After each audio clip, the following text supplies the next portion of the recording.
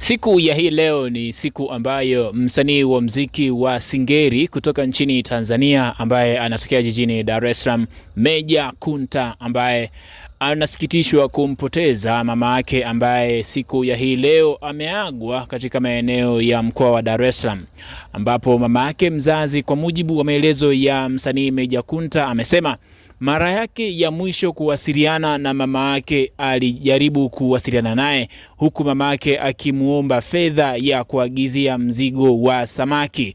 Ni wazi kwamba mama mzazi wa Meja Kunta ni mfanyabiashara wa samaki ambaye kwa sasa tayari ni marehemu. Siku ya hii leo mwili wa mama yake mzazi na Meja Kunta umeagwa katika maeneo ya mkoa wa Dar es Salaam, huku ukihudhuriwa na watu mbalimbali, wengi wakionekana kuhuzunishwa na msiba wa mama mzazi wa Meja Kunta.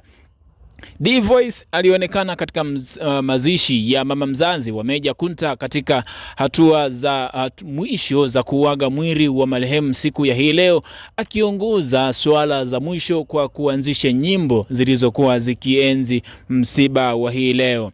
Ameonekana pia msemaji wa klabu ya Yanga Ali Shaban Kamwe, ambaye pia alionekana kubeba jeneza la marehemu ambaye wakati wa kwenda kuzika, ambapo pia msiba wa hii leo umeonekana kuwagusa watu wengi, huku wengi wakionekana kutoa rambirambi kwa namna moja au nyingine. D-Voice akitoa rambirambi kwa namna ya fedha, huku akiongoza nyimbo za kuuaga mwili wa marehemu makaburini. Wengi wameonekana kuhuzunishwa na msiba wa mama mzazi wa Meja Kunta. Hajaonekana kuwa alikuwa na homa, ila kwa maelezo ya Meja Kunta, mama yake mzazi alikuwa ni mzima.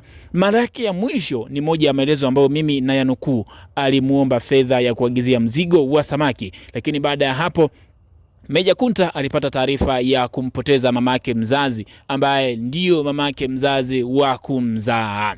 Wote tutarudi mavumbini na mavumbini tutarudi.